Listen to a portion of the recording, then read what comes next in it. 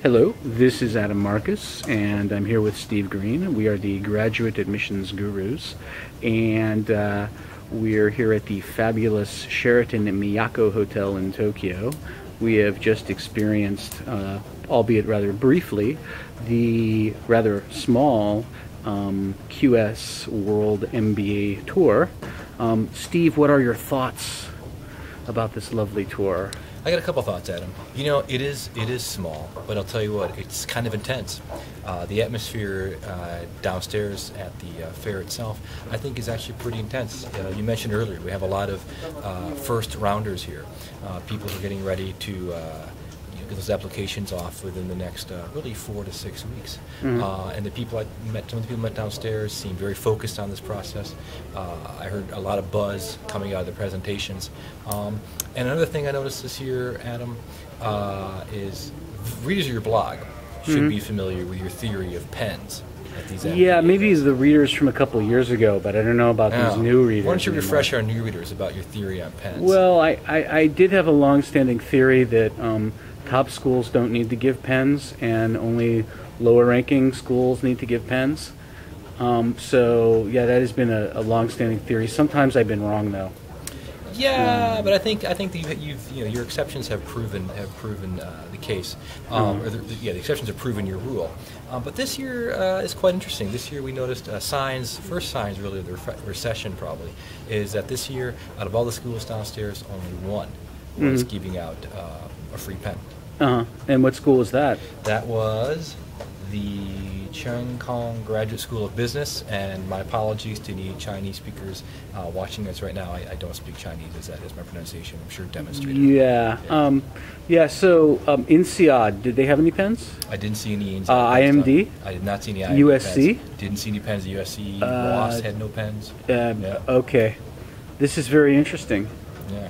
So I think last year they I'm feeling good then about my theory, actually. I think your theory is vindicated, absolutely, especially in times of recession. Yeah. Absolutely, yeah.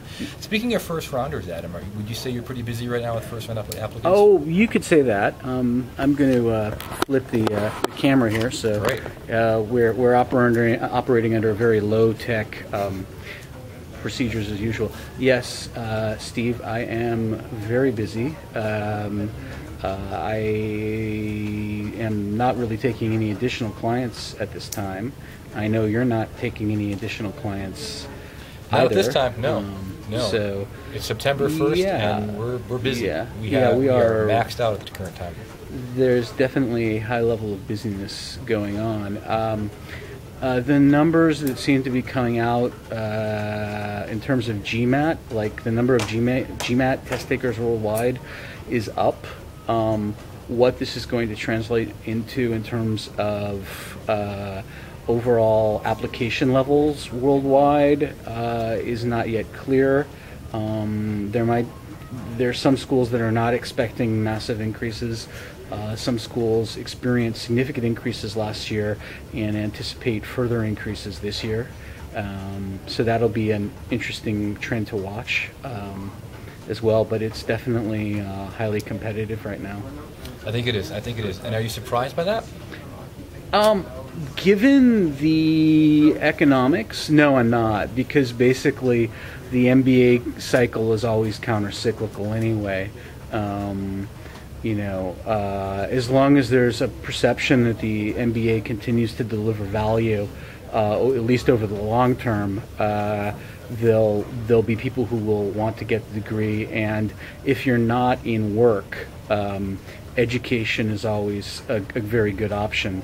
And like when I attended the University of Chicago event a few days ago, the pitch there was certainly a long-term pitch. Rose at Chicago was definitely selling the long-term value of the MBA.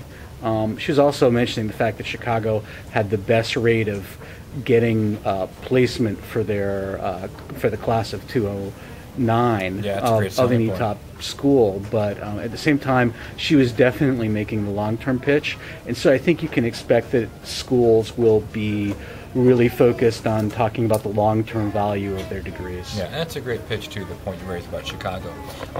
Would you say this year is going to be more competitive than last year then?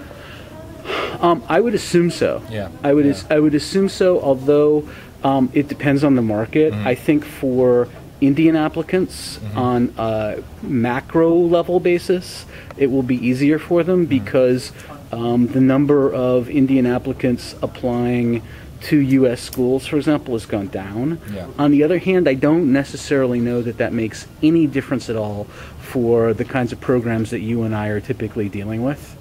I suspect actually that for the top 20 schools in the U.S., top 10 in Europe, the level of demand will stay constant. Yeah. The schools that are getting kicked in the pants right now, like according to Business Week, are the mid-ranking programs. Yeah, sure, great. Right now it's early in the season. Not early for your first round applicant, though. Any general advice for people watching this right now?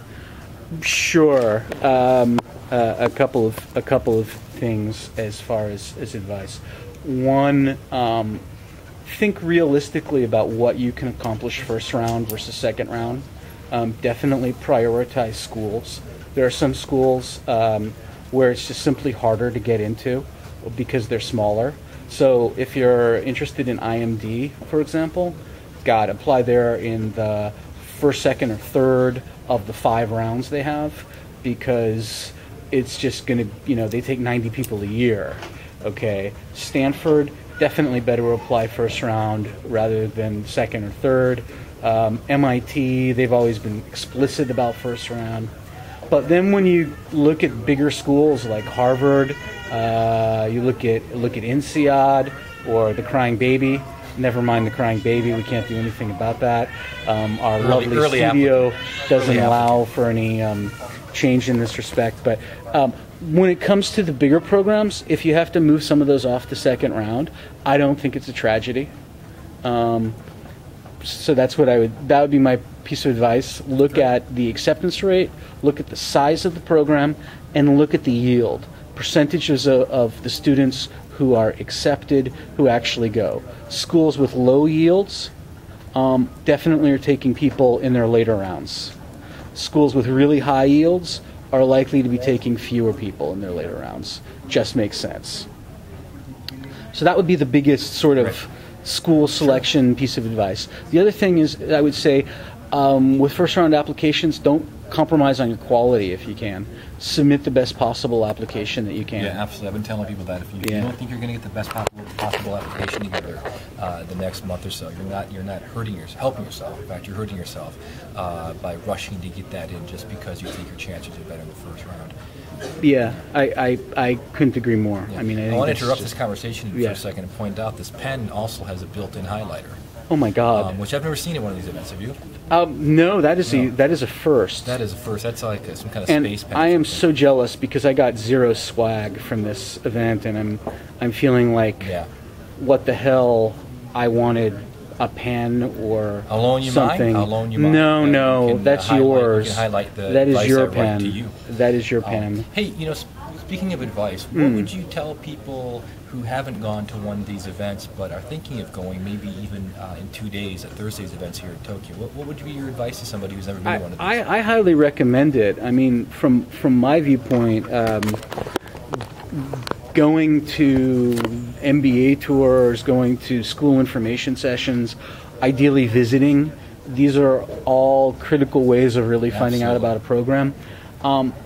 Ideally when you attend these events, you can hear the admissions people talk, and some people are really great to talk with, like Rose at Chicago, but some of the others aren't necessarily going to be giving you good information. It's like exciting and interesting compared to what you'll find on their websites. On the other hand, if the alumni are there, these are the people you really want to talk to. Definitely. So from my perspective, any opportunity you can have to interact with alum and figure out if you want to be, with people like the alum you're meeting, is a good opportunity. It's a core way to figure out whether there's a good fit. Absolutely, it's all about fit. And it is definitely. And this is the first step to it, I think, finding a fit out, because it's close to you. Probably it's very cost effective. It is indeed. Great. So, we're at 9 minutes and 58 seconds, so I think maybe we'll end this. So anybody watching it, if you're still awake at this point, thanks for listening to us. Yeah, this has been excellent, and we will be back for installment number 2 at the MBA Tour, of which I am a official resource partner, on Thursday. All right. And thanks. If nothing else, it's about the pens. Hit the pens. Bye.